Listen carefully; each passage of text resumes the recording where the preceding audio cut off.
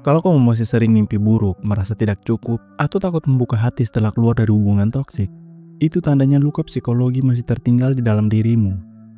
Kenapa setelah keluar dari hubungan toksik, justru kamu sering merasa hancur, minder, bahkan takut mencintai lagi? Jika kamu masih membawa bekas luka dari hubungan toksik, video ini hadir untukmu. Jadi pastikan kamu nonton video ini sampai selesai. Karena kamu akan menemukan 7 cara sederhana namun powerful dalam video ini untuk menghapus luka psikologis tersebut. Jika kamu siap untuk melepaskan beban masa lalu dan memulai proses penyembuhan, tekan like sebagai langkah pertamamu. Subscribe untuk konten pemulihan yang mendalam, dan bagikan di komentar luka apa yang paling sulit kamu sembuhkan. Mari bersama-sama menciptakan ruang aman untuk pulih. Selamat datang di zona bebas toksik, sebuah ruang aman untuk kamu yang sedang berjuang dalam hubungan yang melelahkan, membingungkan, dan terkadang menyakitkan. Melalui konten edukatif, reflektif, dan penuh empati, saya membantu kamu mengenali tanda-tanda hubungan toksik, membangun batasan yang sehat, serta menyadari kembali nilai diri kamu. 1. Akui bahwa kamu pernah terluka. Langkah pertama untuk pulih adalah dengan mengakui luka itu ada. Banyak orang justru menolak atau menyangkal perasaan sakitnya, seolah-olah dengan pura-pura kuat, semuanya akan hilang. Padahal luka yang disangkal justru akan terus membusuk di dalam hati. Dengan berani berkata pada diri sendiri, "Ya, aku terluka karena hubungan itu." Kamu sudah melangkah satu tahap penting menuju pemulihan. Mengakui rasa sakit bukan berarti lemah, tapi tanda bahwa kamu menghargai dirimu sendiri. 2. Lepaskan rasa bersalah. Hubungan toksik sering membuat kamu merasa bahwa semua kesalahan ada di pundakmu, padahal kenyataannya hubungan selalu dibangun oleh dua orang. Tidak semua yang terjadi adalah salahmu. Belajar melepaskan rasa bersalah itu sangat penting, agar kamu tidak terus terjebak dalam penyesalan. Ingat, tanggung jawabmu hanya sebatas usahamu memperbaiki, selebihnya bukan bebanmu. 3. Batasi akses dengan masa lalu. Luka psikologi sulit sembuh jika kamu masih membuka pintu untuk orang yang sama. Batasi akses komunikasi dengan mantan toksik, baik lewat pesan, media sosial, maupun pertemuan.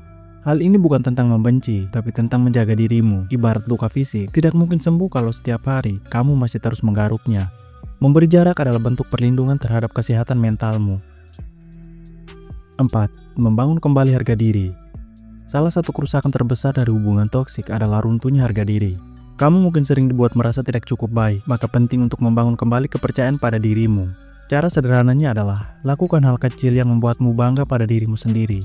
Entah itu menyelesaikan pekerjaan tepat waktu, berolahraga, atau sekedar menjaga konsistensi diri. Setiap keberhasilan kecil adalah batu loncatan untuk membangun ulang fondasi harga dirimu. 5. Ekspresikan emosi dengan cara yang sehat. Menyimpan duka hanya akan membuat hatimu penuh sesak. Cari cara yang sehat untuk mengeluarkan emosi itu.